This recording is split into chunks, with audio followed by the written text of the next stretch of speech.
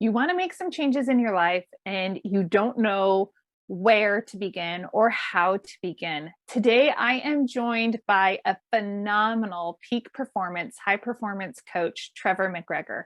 And Trevor and I go into the weeds on 4 steps that you can take, not that there are only 4, but he really gets into the weeds on the steps and processes that you can take to level up your life and to get yourself into the life of your dreams. I am so grateful that you are joining me for this episode, and it's a fantastic, stimulating conversation that is going to leave you inspired and ready to take action.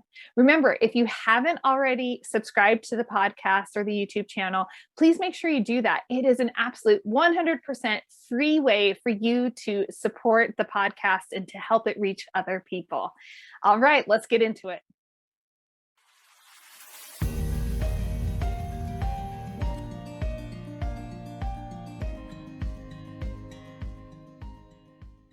Hey guys, welcome back to Ask Me How I Know. I am grateful that you are here, and oh my goodness, you are in for the time of your life right now, because Trevor and I are going to be recording. We are recording. This is being recorded right now. And we're just going to jump in. We're going to freestyle some content on mindset. And I have no doubt that this is just going to level up your thinking and your perspective on the world.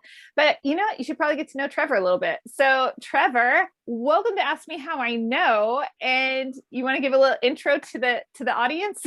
Well, thank you very much. I'm blessed and grateful to be here with you and to the audience. And I absolutely am full of passion and love for humanity and real estate and business. And, I've really been blessed to do this work and be on a lot of, podcasts, radio shows, stages around the world, just sharing best practices, Julie. And I always believe that there's always another level for us to get to. So, to give a little background, I am Trevor Mcgregor. I'm a high performance, peak performance master platinum coach. And what does that mean? Well, it means that I help individuals and businesses and, doctors, lawyers, real estate investors, Olympians go after what it is they want in life. And again, I believe that the best way to do that is through, 2 things that start with the letter M, and that is mindset, right? You got to have a peak performance, high performance mindset. And the other one is modeling best practices. So I'm the guy that gets to work with amazing people all over the planet to help condition the mind and to help model best practices to up-level life, both personally and professionally. And it's a lot of fun. It's amazing. And you're an amazing person to share space with. Trevor and I've seen you, I'd seen you all over social media. I mean, we get to see you and enjoy your great content that you produce. But then we were on in the same space together over at Angel Williams REI Rocks Summit earlier this year. So if anyone's listening and you want to, catch more of Trevor at the end of things, definitely go and you can get those clips and you can learn even more. But that was such a great event. And I know that you work with, and Angel just adores you, and you've been a significant person in her life. So that's, to me, is like a personal testimony of how awesome you are. Well, thank you. Yeah, Angel is an angel, and her husband, Jason, and her they're tremendous human beings, just like yourself. And they're really on a mission to get the message out, to share best practices. And yeah, they're absolutely phenomenal at what they do. And we work together. We've worked together for years now, and I just love who they are and what they do. That's amazing. Well, I want to dive in because we don't have all day. I wish we did, but I'm grateful for your time. And I'd love to dive into the concept of thinking. I feel like people are on pause right now. This is my own perspective, right? And then we'll discuss this, right? But it seems that people are on pause and they're not engaging in actually thinking about things. And yet they're hooking onto thoughts. So, right, we're not maybe critically thinking about circumstances, but then the thoughts that maybe we should just let go, pass by, we just hop in the train car with them and let them ride and run our lives. Yep. So I was just really excited to hear your ideas around thinking. Well, it's a really interesting arena for me to play in. And so to give the viewer and the listener some reference, I really cut my teeth working for the man, the myth, the legend, Tony Robbins, right?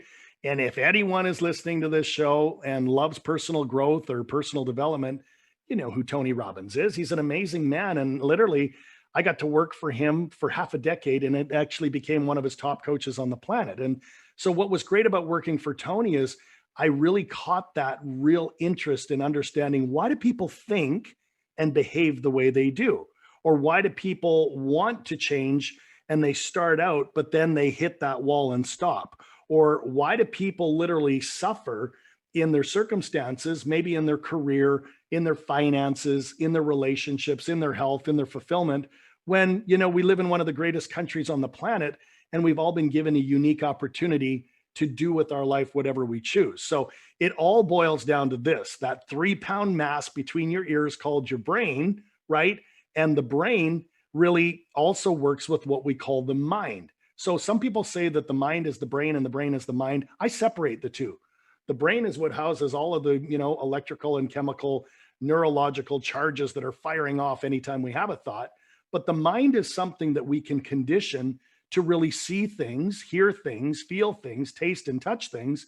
And I think because humans have typically had a fairly good ride the last few years, and then all of a sudden we have this pandemic happen, I think it's thrown those neural networks in the mind for quite a loop. What do you think of that? Oh, I completely agree. And it was interesting to see.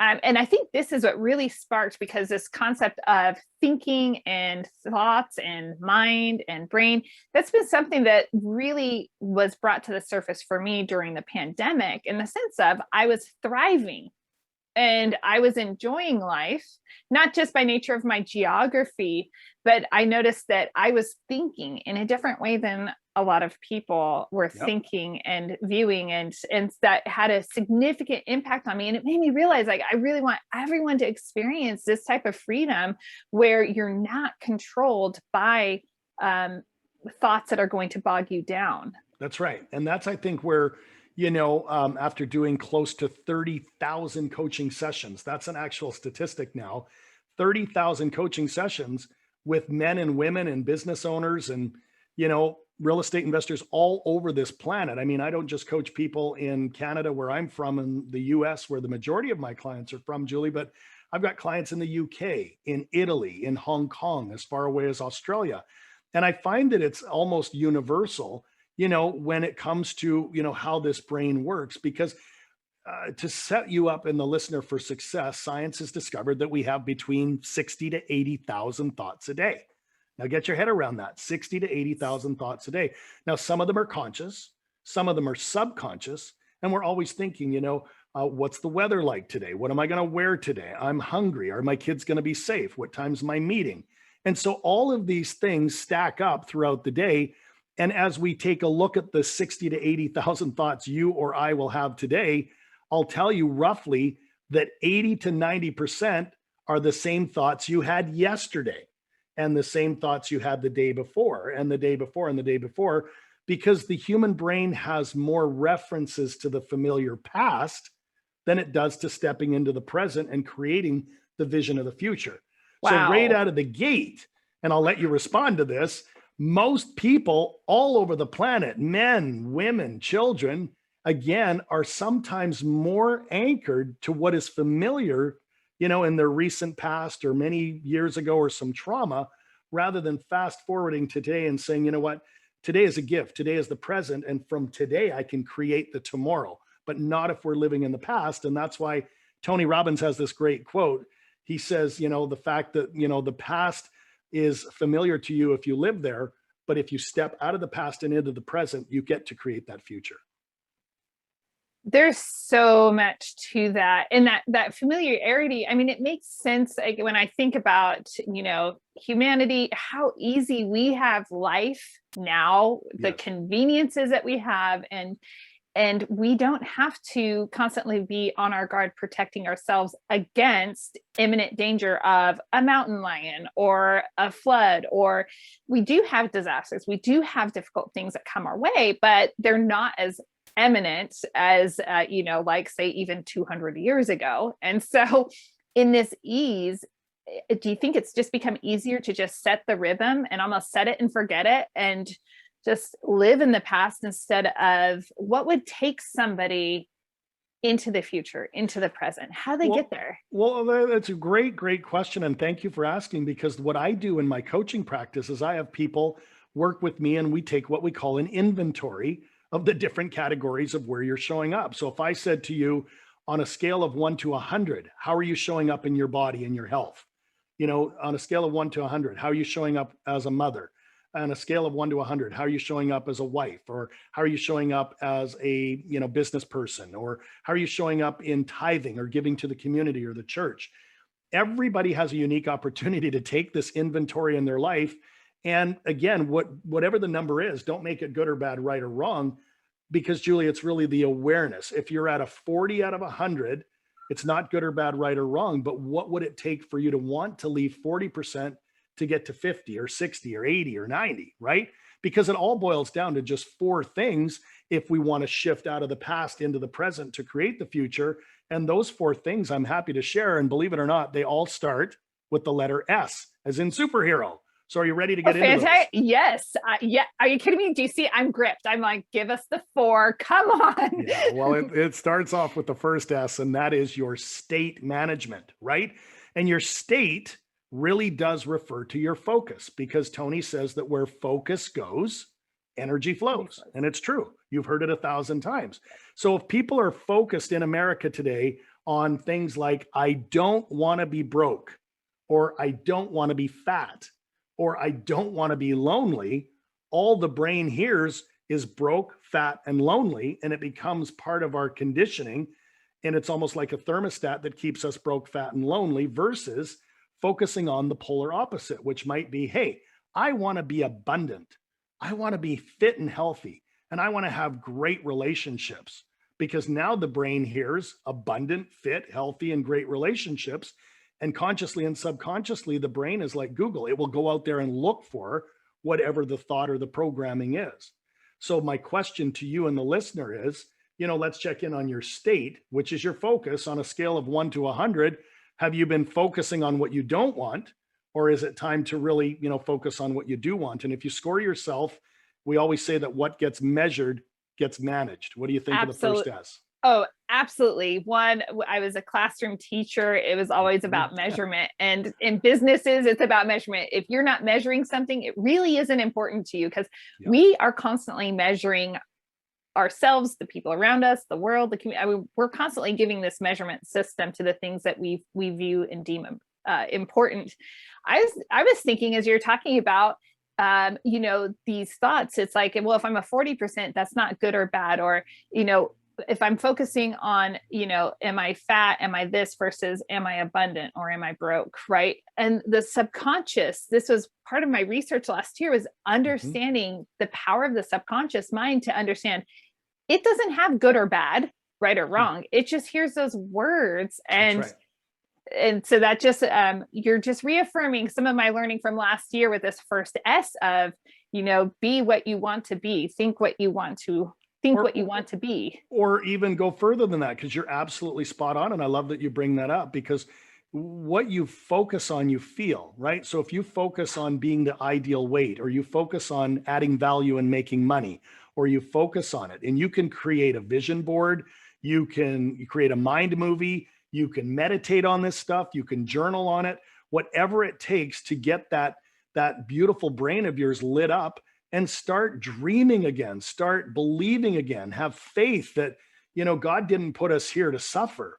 He or she put us here to not only survive, but thrive. And, we see people all the time, and it's usually the 80-20 rule, where everybody wants it, right? But 80% start doing the meditation, or start the vision board, or start journaling, but they don't make it a daily practice. Whereas the 20% that do, they start to achieve more success in their life, both personally and professionally. Truth. Yeah. I've seen this. Yeah. All right. So first S. Yep. That's your state management. Let's go to number 2, because Julie, number 2 is your story. And your story is your identity. It's who you believe you are in the moment. And unfortunately, to break it into 2 simple ones, we either are showing up as our superhero, right? That's the one that makes the really, really good choices and knows that things are going to get better if you read the books, you listen to Julie's podcast, you go to events, you playful out with your family, you go out there and bike and hike and be in nature. That's what, we call your superhero. But unfortunately, most people are listening to their super villain. It's that pessimistic part. It's that it's going to take too long. It's going to be too hard. I don't have enough education. I'm too young. I'm too old. I'm too fat. I'm too thin. And we end up doing something called rationalizing. And when we break that word into two, we tell ourselves rational lies. We rationalize why we are not the right person to go after our dream. And then we just end up sitting in front of the TV watching reruns or Netflix, right? So the question to the viewer and the listener is, who's showing up more? Is it you showing up in your supervillain, right? Are you ready to kind of put that lower self away and step into your higher self called your superhero? What do you think? I'm thinking, how do people silence? I've worked really, I've been tenacious about learning to silence, that supervillain in my life. And that's a lot, that's years of learning to, just be quiet. I have places to go, looking forward. But I mean, I made those excuses. I wanted to do certain things in my younger years. And it was like, oh, I don't want to spend the years it's going to take to go to grad school. I don't want to invest in this. And you make those excuses and you end up not living the life that you really dream of. And then that just sends this negative, creates this negative narrative in your life because you're not living a true life. You're not being authentic to who you actually really are. Yep. It's really spot on, and it compounds because when you let your lower self drive the bus, or you let that supervillain drive the bus, and it starts making the first decision, the second decision, the third decision, that's dangerous because now that becomes the louder voice of the two, versus getting up early, conditioning your mind and body for success, having a good protein shake to get yourself going, hydrating all day, because again, you want to optimize the mind and body so that it's easier for that superhero to show up every morning. And when they show up every morning, they continue to run the day. However, if you do find yourself and that, supervillain's nattering at you, it's also called the gremlin voice or the saboteur voice. Some people might call it the ego voice. There's different names for it. The goal isn't to push it down. The goal is to let it up and say, hey, I know you're there. I hear you. And I will not be, driven by you. I know you're there. I don't need you right now. You go back to bed, and I'm going to call upon my higher self. And so a fun little trick that we do in coaching is we give ourselves nicknames, Holly or Julie. That is, we give ourselves nicknames where you want to name the lower self, right? And you want to give your superhero a powerful name so that when this little gremlin, this little, disturber shows up, you can identify it with a name, right? Oh, there's, tricky Trevor, right? Instead of, up here, that might be clever Trevor or whatever. And you can use alliteration and pick your stock. But I'm telling you, if you went to the dog and if you went to the SPCA and you got a dog, the first thing you do when you brought it home is you'd give it a name, right? So you'd call on it and identify with it. Well, the same thing is true for these two folks. What do you think? I love it. And I think I'd love to add, because I was saying, hey, I've silenced it, but I love the idea of acknowledging, oh yeah, yep. I see you. I see where you are. And I was thinking about Gremlins and that movie back in the day and how cute they were. Oh my gosh. They were so adorable when they were little gremlins until you fed them after midnight. That's really how that turns out, right? Like we end up feeding that gremlin and it turns into something far less manageable. That's exactly it. And these gremlins have names, one might be called, and this comes from a great guy from Stanford, a professor named Shirzad Shamin, a great guy. He's got a great TED talk on this, but he's literally identified the 10 universal saboteurs, right? And some of them are called like the judge or the controller or the avoider or the hypervigilant. And the names go on and on and on. And so as you start to learn these names, you start to see when they pop up, and you start to see they pop up often. And once they start popping up, you learn how to take what we call a new position of authority over the saboteur and put them back to bed so that we can again call on that, higher self or that superhero. I love this. And I will have to drop a link to that TED Talk Mhm. in here as well, because that sounds like that would serve people really well. We like to name things. Most Yes. people like to be able to compartmentalize and identify something. So that's, Yes. I'm not speaking to myself at all on that. It's It's not a awesome. problem I'm dealing with or something. I love that. So, our narrative in the story. Okay. So, we have state, story. And now we What? go to number 3, which is your strategy, right? Oh, But you never want to execute on a strategy without first checking in with your state. That is, where's your focus, right?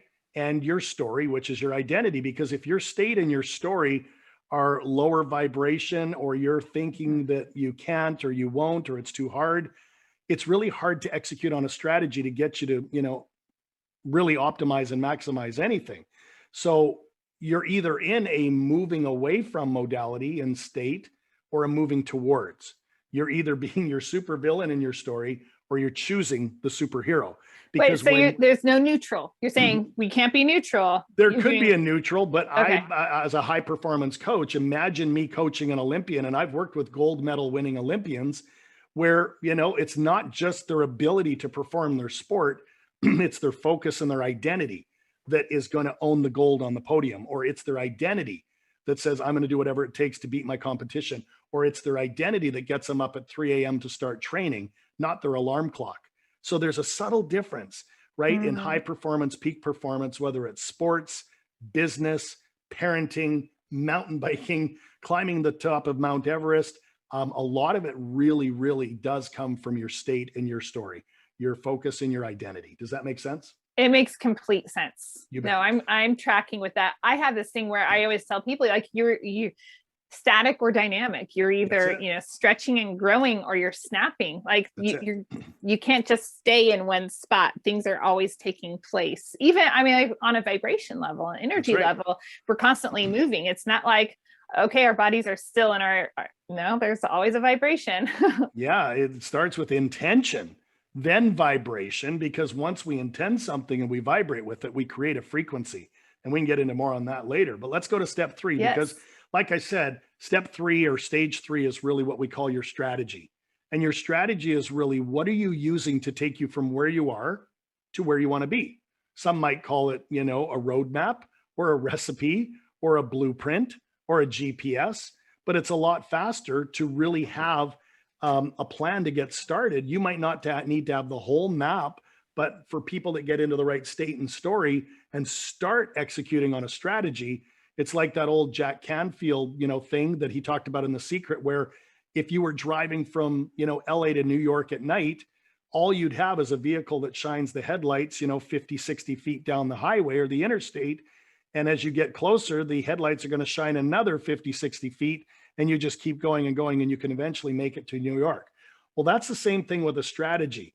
You have to know where you're going, what's the destination, and then we start to reverse engineer what it might look like in getting there. But nothing ever happens unless we're taking what we call intelligent and inspired action to get started. Does that make sense? What would you say inspired action is? I've never heard it phrased like that. And I think that's interesting. The intelligent part, everyone's going to be like, yeah, we get that. We have to make smart choices and have Yeah. it figured out. But when I you love the say question. inspired, Yeah. Think about something that is almost pulling you, that is something that you have on your heart, that's something that you want to be, do, or have, where it's not just, I'm going to go get this done, but you're almost like there's that vibration, frequency, and amplitude that you just want. You eat it, sleep it, breathe it. I mean, for a lot of people, I always say this, that where there's hunger and passion, those are the two parts to the recipe that can really get somebody moving, right? Versus not being hungry or not being passionate about it. So intelligent and inspired means, intelligent is really think about, are you doing the right things in the right order at the right mm, times for the right reason? And the inspired part, is it part of you? Is it within you? Right. And the more we make something a part of us, right? And you look at somebody like Oprah Winfrey. I mean, she wants to make the world a better place. Or Elon Musk wants to, put people on Mars. Or Richard Branson, is one of the, greats of this world. Or Walter Disney, making this place for happy children and adults to come to. All of these dreams were definitely engaged, enrolled, and inspired so that they would get out there and take the necessary steps to become who they become today. Does that make sense? That makes sense. I feel like I live in a space of inspiration. So I'm like, Yeah. sometimes someone, I potentially could err too far on that side of just like really leaning into that and having to become, maybe more intelligent. Yeah, it takes a little bit of both. You need a little bit of intelligence, and that again comes from listening to great podcasts like this, or reading a book, or going to an event, or really, I've always said this, Julie, that the number one law of the universe is the law of expansion. And as human beings, we're either in expansion or we're doing the polar opposite called contraction. So it's an opportunity for people that are listening to this to really ask themselves, where am I at in my growth, or where am I at in my journey, where I could, get fired up again about, dusting ourselves off through the end of the pandemic and really starting to think and dream and have faith that anything you want is possible, as long as you're in the right state and story, you've got a strategy. And then that will take us to number 4. Yeah. Well, let's jump into number 4. You bet. Number 4 is my favorite. And it's a big one because it is your standards. Your standards. And your standards, Julie, are really the level of commitment that you hold yourself to, right? And some people have a really low standard for what they want to do in life, and other people are going after it tooth and nail. So you've really got to ask yourself, where have you drawn a line in the sand, and you're stepping over and declaring to step over that line, never to return again? Is it in the way that you show up in your body? Is it in the way that you go after creating your home-based business? Is it in the way that you parent? Is it in the way you get out into nature? Because I'm telling you, the quality of your life and my life and the listener's life will be in direct proportion to the lines they draw in the sand and their commitment to stepping over it and playing a bigger game. What do you think of that? I love it. Do you think that do you see leveling that up in a sense? Like, so for example, allowing yourself to step into the discomfort and then to continually move that line of discomfort. So is this a thing where you're like continually moving that standard and raising it up, or? Let me answer that. And again, if you really understand the human condition, is there are different reasons and different seasons for everything. Sometimes we're trying to drive that line up only to be defeated and we get knocked 3 levels down. The question is, are you going to get up, dust yourself off, and keep moving, towards your intended target? Because the entrepreneur's journey, or the human journey, the human, lifespan, and all of the good and the bad and the winter and the summer and the fall and the spring that comes with it, is kind of crazy. Like, we could be going 7 different ways, and we could be on a trajectory where things are good, and then all of a sudden something happens, or somebody dies, or there's a pandemic, or a stock market crash. So I'm of the belief that while we have control over what we have control over, and we don't have control over what we don't have control over, don't give up your power thinking that you're out of control. Because for anybody that really, really, stops and gets real with themselves and asks, who am I? What do I really want? Why do I want it? Or what is your why? And I know you're big on what is your why. Once you determine what your desired result is, and you create reference after reference to why it's a should and not a must, I'm telling you, the universe starts to bring whatever you need to go after it. It might bring you the right coach. It might bring you the right podcast. It might bring you the right accountability partner, the right mountain biking partner. Who knows? But I'm telling you, people don't give the universe enough credit. They always think that God or the universe is against them. It's absolutely not true. Anytime we face adversity, it's really the universe's way of testing us to see what kind of muscle we have. And I've been tested in life many times, and I failed miserably, but I've always found that, that wasn't happening to me. That was happening for me to get some perspective that I needed to keep climbing up the mountain. Does that make sense? Oh, the perspective component is so powerful. And I think that I've been learning that it doesn't, yes, there are good and bad experiences, my dad dropping dead. That's a bad experience. But I've leveraged that to use it for good in my life, right? Mm-hmm. So it's like learning to say, like as you're saying, it's not happening to me. This is an opportunity for this to do something for me in my life. How can this serve me well? I can't change outside circumstances, but I have control over my thoughts about this and how I'm responding to it. That's exactly right. And sorry to hear about your father. Other people have alcoholic parents. Other people say I was adopted. Other people use the race card. Other people say I didn't have enough money for college. You know what? Not everyone is created equal financially or, what the opportunities are, but we're all given the opportunity to up level and grow somehow, some way, because again, we're all connected. I mean, if you really think about it, the 7 to 8 billion people on this planet are part of what we call the universe, right? Uni meaning one, verse meaning song. We're all singing the same song. We all want the same thing. We want to learn and love and grow and laugh and share and be abundant and live our best life. And, if you're going to really look for all of the good to happen to you, guess what? You're going to have to be prepared for some of the bad, because it's called the law of polarity, right? You can't have day without night. You can't have black without white. You can't have masculine energy without feminine energy. And you can't have the North Pole without the South Pole. There, for all the listeners that want all of the good in life, they're going to have to be ready to accept some of the not so good. What do you think of that?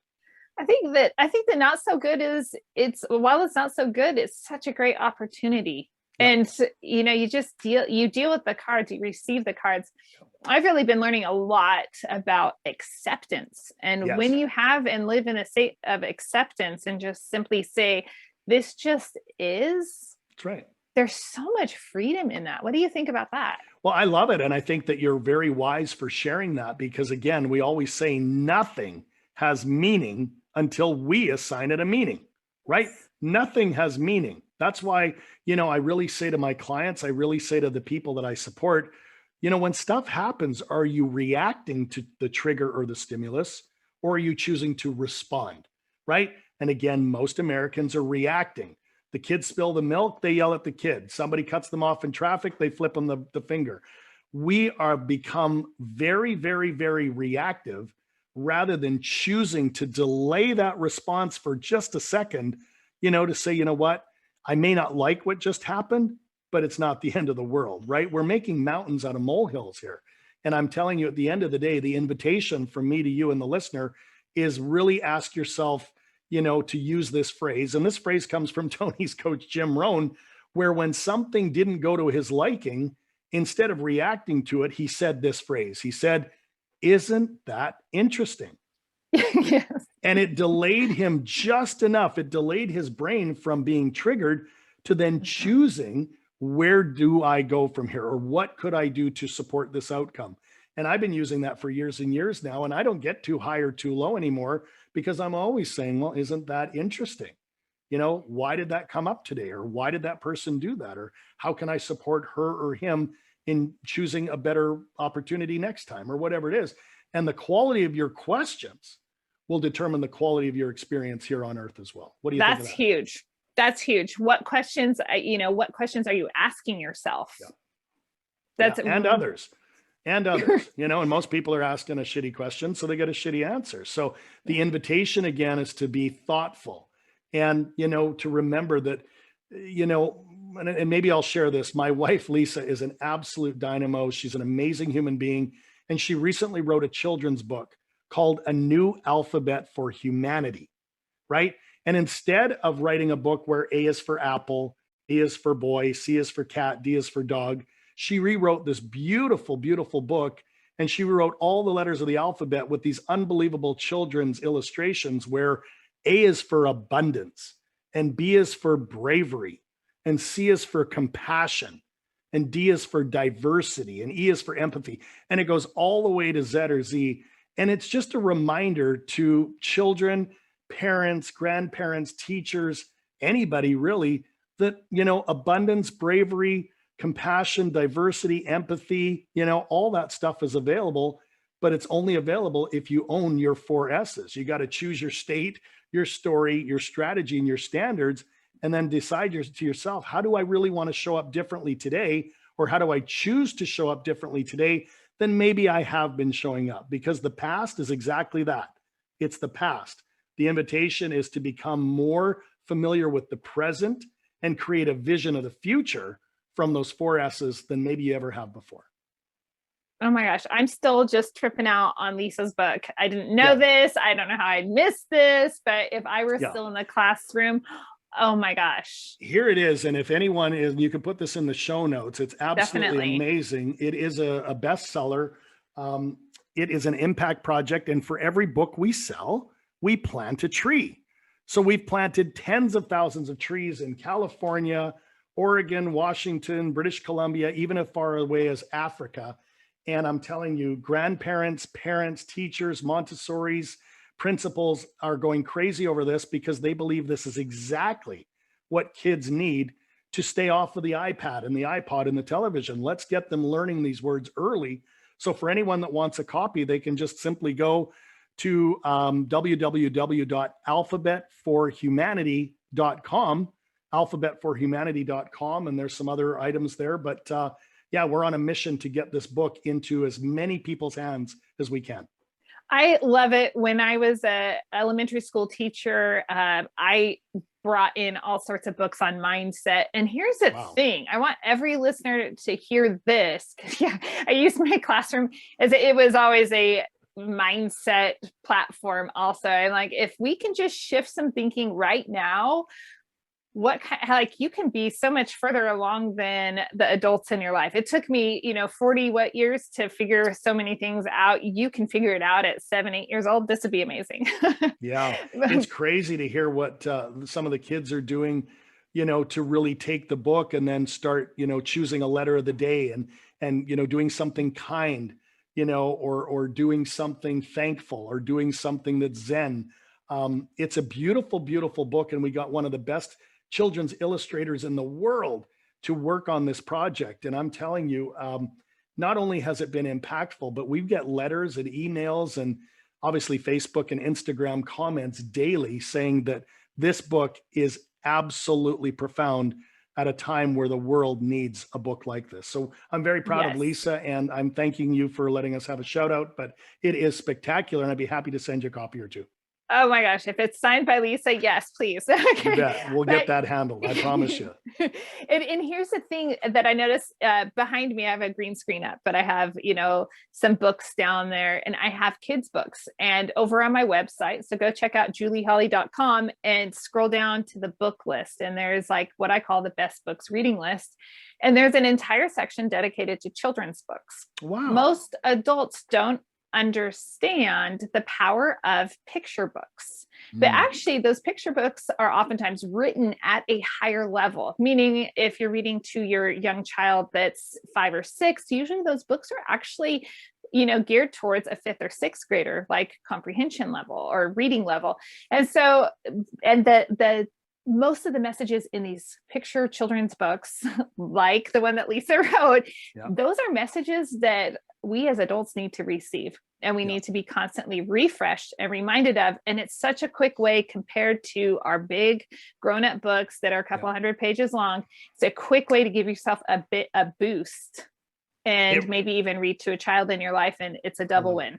I love it. I'm going to check out your book collection as well for kids, because again, they are the future. I mean, the children of today are the future of tomorrow. And the more we can pour into them, the more this world is going to be a better place. So, but yes, you're right about adults too. I mean, we've even had people bring this into their corporate meetings and say, how can we use this internally as a group? Then how can we make sure we're showing up with our clients and our customers with some of these things in mind? Because like I said, pandemic or no pandemic, this stuff is so important, just like mindset is so important and identity is so important, understanding how the brain works and those saboteurs. Because again, information is potential power. And once you learn this stuff, you can't unlearn it, right? It's familiar to you, where you'll start to really start piecing it together and you start to get into momentum. And as you know, an object that gets into momentum tends to stay in momentum, and things just become, bigger, better, sweeter, tastier, faster. And it all starts with love. I mean, at the end of the day, it sounds corny, but it's not. You got to learn to love this life. You got to learn to love yourself.